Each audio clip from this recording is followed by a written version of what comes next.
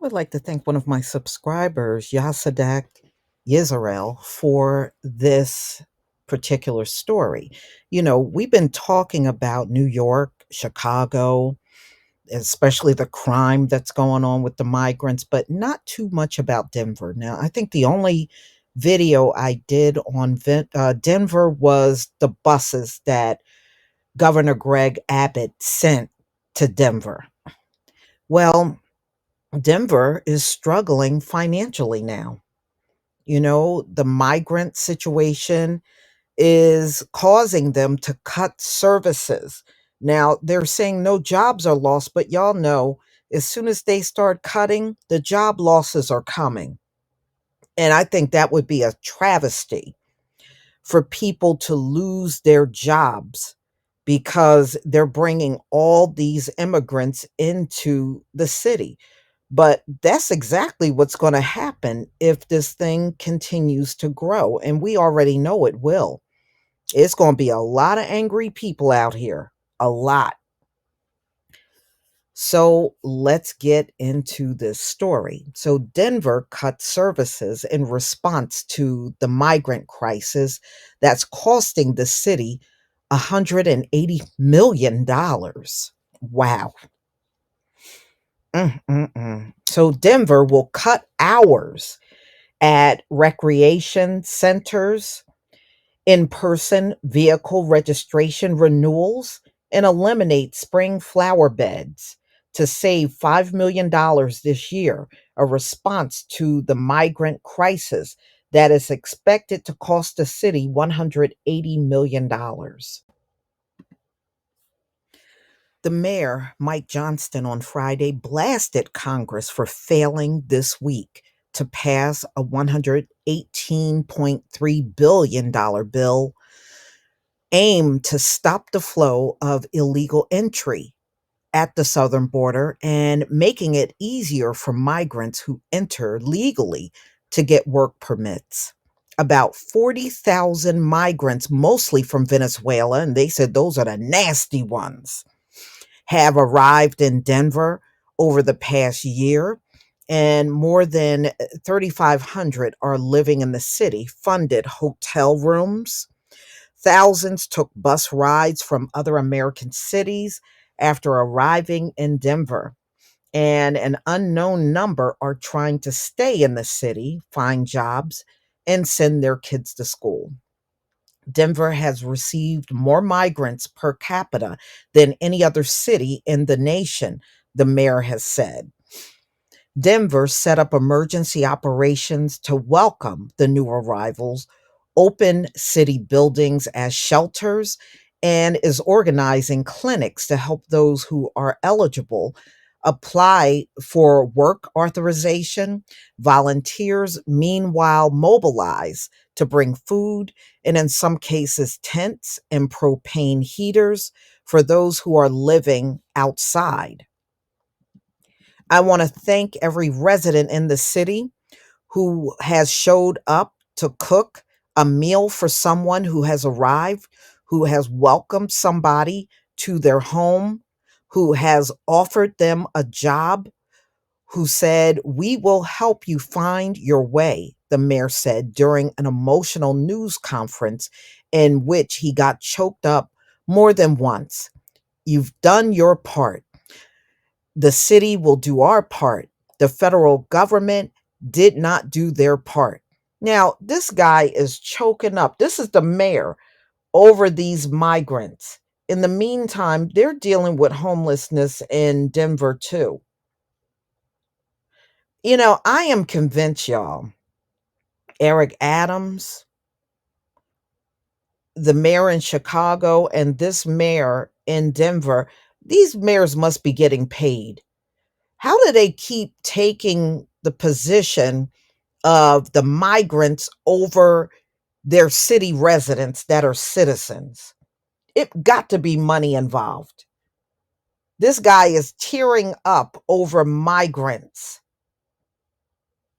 Somebody is getting paid up in here. That's all I'm saying. Because these mayors are acting awfully strange and seem to be very indifferent to their own citizens that voted them in and seem to be favoring these migrants and going above and beyond to make sure they get them food, accommodations, and money above all else. And they make sure they stay out of prison. They don't have to virtually go to jail for no reason or even be deported for any reason. It's got to be money involved, y'all. I am convinced that it is. The budget cuts announced Friday's amount to just one fourth of what the influx of newcomers will cost the city, Johnston said. They are also just beginning, he said, as he plans to talk to the city council about more cuts in the weeks to come. Recreation centers will close one day each week. The Division of Motor Vehicle satellite offices in the city will alternate closing one week at a time beginning March 4th. Okay, so what does this do for your employees? And residents can no longer renew vehicle registrations in person. Denver Parks and Recreation will not plant flower beds this spring and will cut spring programs by 25%.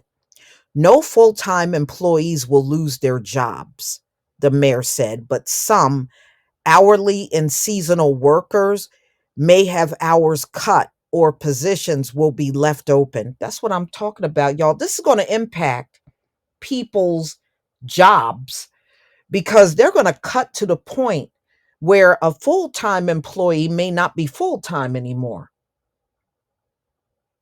They're going to cut money from wherever they have to. And some people will lose their jobs altogether because the city is making cuts. And it's all due to these migrants being there. And they're not going to care that they're cutting the jobs of American citizens. When they talk about cuts, eventually that means jobs are going to be lost. I know how this stuff works. I've been around way too long and seen too much in my lifetime. People are going to lose their jobs over these migrants. Wow. So he goes on to say, I want to be clear. And Denverites, who is not responsible for this crisis that we're in, the folks who have walked 3,000 miles to get to this city, Johnston said, describes families that he met who were fleeing violence and poverty in Venezuela. The mayor said he met one Venezuelan father who lost half of his family along the treacherous journey through the jungle.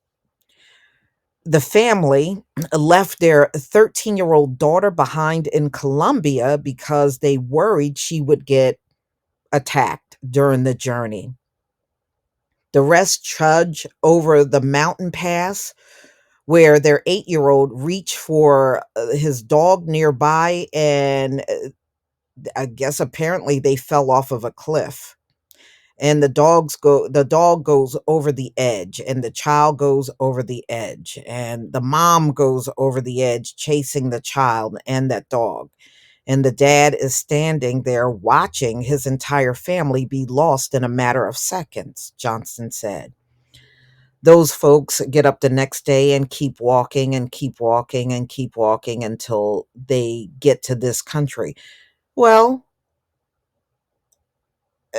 if they can walk to this country, why couldn't they just relocate somewhere else in their country that might have been a little better for them to live? So you're saying all of the whole country is bad? There's no halfway decent places in the country? I'm just saying. Everybody act like they can walk all the way here, but they can't go to a better location in their countries to live.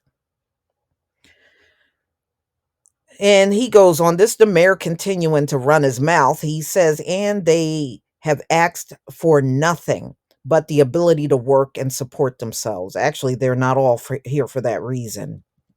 Many of them, like I said, are here to take. Johnston said the city is paying careful attention to the minority of the migrants who are living in encampments. A number he estimate 50 to 60 people. That means 99.9% of the folks who have shown up to the city in sandals and a t-shirt with no service and no support and no infrastructure. We have successfully integrated into the fabric of this country, he said. But the help that Denver has provided over the past year is not sustainable, he said. What is true is now that we're entering a different stage, which is without any federal support, without any work authorization, without changes to policy.